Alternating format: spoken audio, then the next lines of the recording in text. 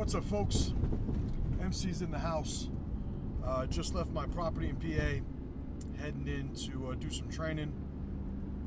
And today I'm talking about the energy that comes in the form of language and how most people completely undervalue and underestimate the effect that language has, on their performance, right? Let's just skip to the chase, like what they actually do, when it comes to this energy.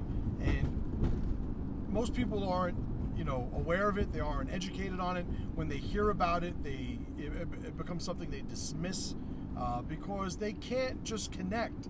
Like, I'm not in a bad mood. I'm in a great mood. So why would somebody saying something about their bad mood affect my mood? And something to that effect. Well, if you've ever studied NLP, which I have, if you ever studied psychology, which I have, if you ever had any experience in persuasion, which I do, sales. Yeah, I teach people how to become salespeople.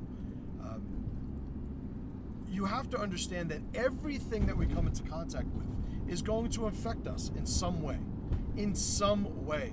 The majority of ways that we're affected by our environment is obviously insignificant, right? We make adjustments and we sort of go with the flow all day, every day. And, it's not something that's on our radar, so to speak, on a regular basis. This influence that we're getting from our environment or our perceived environment due to circumstances and our relationship with them. Like, a lot of us just don't really think this is a thing, right? Well, I am the guy here to convince you that it is a thing. Just earlier on today, my wife was queuing up I don't want to say the name because I also have an iPhone, but she said, the name of the computer and asked what the weather was going to be like today. And the app answered, "It's not looking good. Today is going to be very cold with a high of only, I think it's at 22 degrees or something like that." And I thought to myself, gee, how many people have this app on their phone and are starting their day with this negative install and are completely unaware of it? Why is it not looking good? Now, obviously, this is a program written by whoever, whatever little fucking bitch wrote the software, whatever small-minded weakling decided to, share his or her own weakness and inadequacies through their computer programming. They're the ones that put this in, but obviously, there is a certain parameter that has a sort of commentary attached to a specific degree. Between 10 and 20 degrees, we say this. Between 20 and 30 degrees, we say this. Whatever it is. But why is it, and you have to think about this, why is it that it makes sense?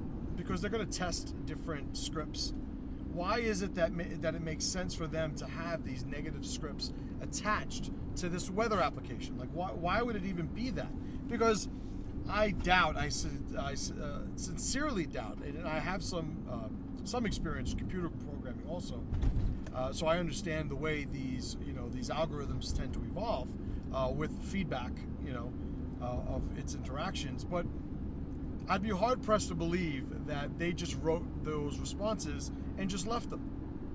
I would argue, however, that what the script is of that weather app is the latest script in a constantly evolving long line of scripts that is basically just tracking, well, when I use this script, people are interacting with the app more. When I don't have this script, they're interacting with it less, and they want people to interact, so they use these scripts. So all that being said, negative script on the app. Why is that? I will tell you, it's because people take negative influence much more easily than they take and internalize positive influence. We as a species have evolved not only doing the things that we enjoy doing, but the majority of the things we've evolved doing is avoiding the things that will be the end of us. We're a paranoid species because for a long time, and I would argue even today to some effect, it's about survival, and we have to constantly be aware of threats. And any feedback of something negative is positive feedback for us. And it's just the way that we're wired. So if we're unaware of this, then we are naturally these sort of default magnets of negative information, because this gives us an idea of how we're supposed to survive. Well, in modern times, in society today, all this does is create the lens that disconnects us from all the other things that consciously we're trying to build. We want to be happy, right? We want to be successful, fulfilled. We would even argue, I think it doesn't take, some sort of Eastern philosopher to say, to agree with the sentiment that he wants to be fulfilled, right? Well, we do not have a computer that we could sort of say, okay, just take input from this, don't take input from that. Like our regular computers, where it's just a matter of disconnecting the wire or not. If it's connected, it can speak to it. If it's not, we get no input from that device. Well, we don't have that same natural tendency. It's not that we don't have the ability. It's just not how we're set up to work, to run. Our default programming does not work that way. So what is it that I'm talking about? Basically, what I'm doing is building up a pitch. I'm selling you on the idea that we should become educated, trained even, in learning how to filter the information of our environment properly. Some very, popular nowadays schools of thought where this is concerned. Stoicism, right?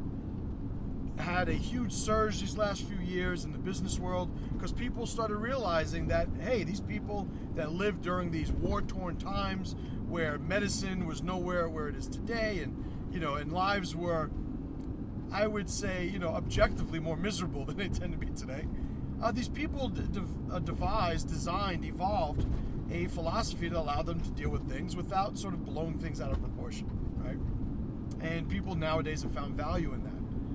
You have people who follow more Eastern type philosophies, Buddhism, Zen Buddhism, where they're looking to build a relationship with things on a scale that sort of reduces the significance of the daily bumps in the road, so to speak. Whatever the thing is, for a long time, people have understood that we need to build a relationship with how we perceive our reality that allows us to still function, allows us to still build who we are in the pursuit of our mission. Now, most people today, there are a lot of distractions that are taking the place of that training. Sure, we have the, age-old answers of alcohol and drugs, and nowadays it's video games and it's food, right? All the unhealthy, sugar-laden food. All the things that we would consider to be vices. How do they become vices? Because they are quick state changes. And by state, I mean like mood. There's the sort of internal setting of our energy we can call state. There are a lot of things that have evolved today to become quick, easy state changers. But not all of them are functional. Finding a way to deal with our state is a little bit further down the road of the formula that I'm describing. I'm actually talking about how much of a disconnect, how much damage or trauma are we taking on in the beginning. That is the filter to which I'm referring. The lesson for today is do not undervalue and underestimate the influence of being around negative people, of using negative or weak language, oh, this workday is killing me. Is it killing you?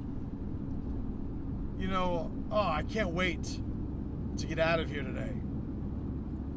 But you're gonna wait. So you actually can wait until you get out of here. These things may seem like sort of, you know, nitpicky, OCD type of, you know, nonsense to a lot of people. And, you know, it's not my job to sort of sell you on the idea of being awesome. But for those of you that are interested and motivated, I am, you know, one of my aims is to equip you with the ability to do so. So lesson of the day, do not underestimate what the effect your environment has on you. Get away from negative people. Stop using negative, weak language. And stop looking at things through a lens of despair. Survival is one thing. But if we're not becoming stronger in the process, then we'll be fighting off the same things on a daily basis. And that is not the type of life that I think any of us would want to live. I appreciate you guys doing this during the holiday times. So happy holidays to everybody. I celebrate Yule. Some of you celebrate Christmas. Some of you celebrate other stuff. But to everybody, you know, happy holidays. I appreciate you guys listening to this message. And as always, this is Master Chim saying, pressure to power.